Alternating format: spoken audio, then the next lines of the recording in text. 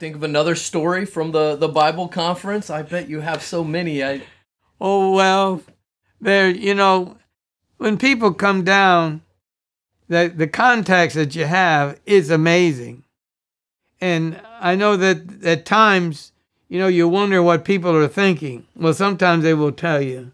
And we have, people that would challenge you, as far as what you believe and where you stand.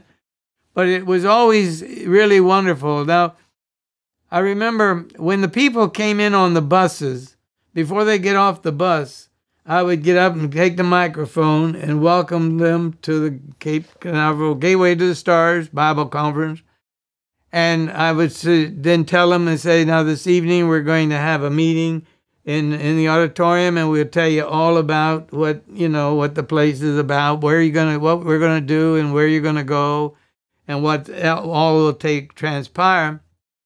And then I would get them off the bus, and at the door going into the lobby of the conference, I would have it there, and I have this orange juice. And we'd give all of them a cup of orange juice, fresh orange juice. Fresh squeezed orange juice. And they used to really, they really liked that. And then you get them and take the bus around back, and they'd get their luggage off. And then we'd have supper, and then we would have, because they arrived at that time, we tried to be at just before supper time. And sometimes the bus would come in late, and so we would have to adjust for it. And we did. We had a good staff. Shelton College students were part of the staff as far as working and making their money, and serving the people. So we have that, and so that would be the general routine that we would have. Now, once in a while, I'd get a call from my bus captain at about midnight or so, and he would tell me, he'd say, Pastor Jim, he said, our bus is broke down in South Carolina. Oh, no. And on occasion, what we would do, we'd put them up in a hotel and get that bus fixed or get another one in there, because we had 7 of the Eagle buses. And so, but I just tell him, I say, Bill, I said, take care of it.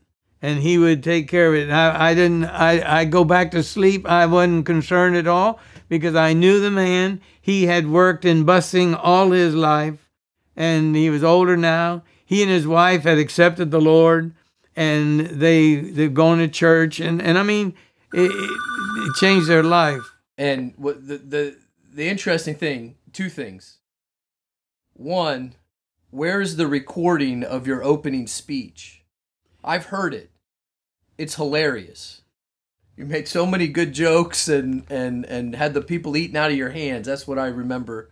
But you still have that somewhere? I think I've got it somewhere. I'd have to find it. And it should be not far away. Yeah. And then the other thing is, you're talking about a gentleman who worked in busing his whole life, helping out this relatively, in the scope of things, small Bible conference. And it seems like, as I hear these stories, the Lord just brought the body of Christ together, and you had gifted individuals in all these different ways. Right. And maybe talk about, the Lord providing the talent that was needed, the skills needed for such an endeavor. Right. And there were some individuals working, like we had 16 bus drivers. And then the bus captain, which was Bill Rowe, and he's the one that had worked in this, and he could handle men. He knew men, and some of the men were not believers, but some became believers. And I had others that were all along, and so this is amazing, because the people that we need, like I had a full-time mechanic who could also drive a bus, but in case somebody dropped out or someone was ill or something. I mean, we had all of this type of a situation, but it was wonderful to me. And then I had the kitchen help. And I had old Margaret, a battle axe. she would take care of anything. But she was good at what she did. And she provided, and we had the green dining room and the red dining room. And of course, the students would a lot of them were, again, working their bill off for the college. And then we had some people that lived in the community or in Cocoa Beach that were also up doing things that, were necessary. So I remember that, sometimes you wonder, okay, well, how's it going to go with this situation? And the person was there. We everything that was needed. It was there, and it just was a good fit for me. I mean, and then my wife, of course, she was the one, the head of the housekeeping. She could do 60 rooms in a day by herself, and she loved it. That was the thing she wanted to be involved with, and so I mean, and then I had my sons. They would be. I saw one night 3 of them behind the bar, serving ice cream. There's a big black bar as you go into the green dining room, and here Diane and John and Jim were there scooping out ice cream. People were coming, and so I had a staff, that you could depend on. And sometimes, like I told John one time, I said, all right, you can't go see your fiancée until you get the duck pond cleaned out. And he cleaned out the duck pond, believe it. And that was out front of it was an amazing place. Yeah. Physically. It really was. It was the old Radisson. What's a Radisson today? Right. Hilton.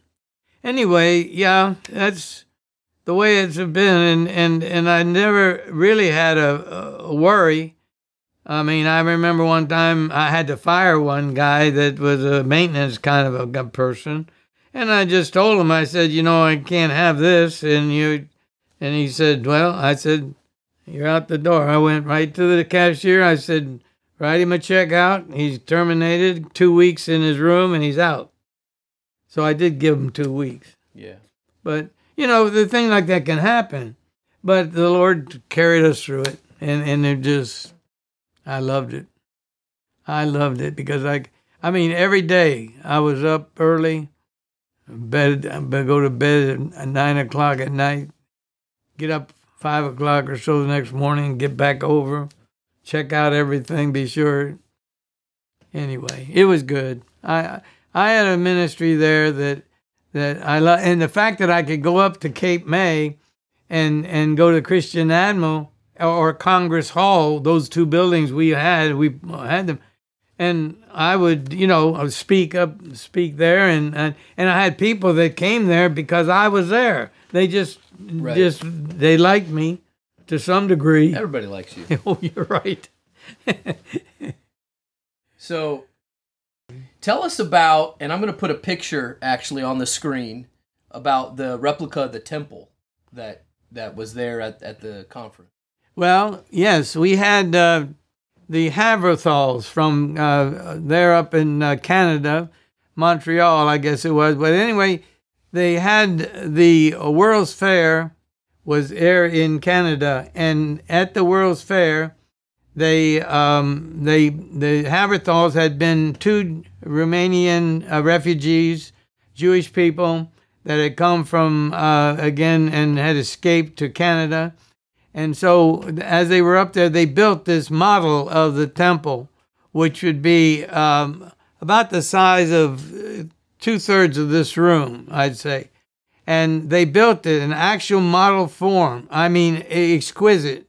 Mrs. Haverthal was quite capable and an artist as such. He was actually, I think he was in the law field in Romania, but he knew Judaism well. He had studied the temple particularly, and they had the model up there in Canada, and Dr. McIntyre saw it and said something about having it for the Bible conference, and he said, all right, so he actually bought it, but he also transferred, he and his wife, Haverthal, and his wife, Suzette was her name, and they came down here to Cape Canaveral, and they put it over here at the Bible conference.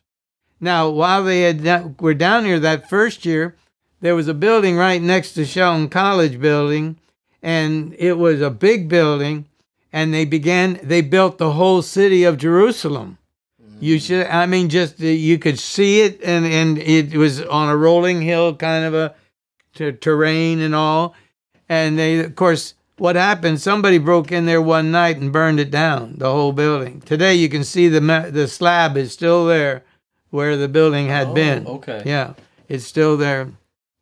So they came down, and what they would do is that they would reproduce certain parts of the temple and rebuild it, make it, again, just tweak it this way or that way and make it much nicer. And so the two ladies, the Mesmer sisters, the one was, again, our organist, pianist here as we started the church, and she played over there. And they would show this model off to people that came in there, and they would take them in the room and show them all that goes with it. And so it was a wonderful thing. And then when I left there, I had been I had witnessed to them, and they would admit that Jesus was the Messiah, but that as far as being God's son in the flesh, this was a question asked. But I told it to them just as it was. And they appreciated me in that sense. And so as we were working together, they connected. And so when we left there, the Haverthals then went back to Canada, but they drew the landscaping of the city of Jerusalem, which had the temple was in there, and all the topography is sort of pictured in it, and it's about 8 feet across and about 4.5 feet. That's the picture we have in our fellowship hall. That's the picture. That's the picture we have in the fellowship hall. They sent that on the screen too. What's that? We'll put that on the screen for people to see. Okay, show it to them. But she sent that, and she said, for you and your church, because of the memories that we have. And I kept in touch with them for years. And at Christmas time, I always sent them a Christmas letter. And so, and then subsequently, after 20 years or so, I think both of them had died off. But again, they did a wonderful job, and you can just like you're there looking at it, and it's really beautiful. Yeah, that was another contact we had. So we brought the picture over here and put it there. And is there somebody calling me? Somebody's calling the church.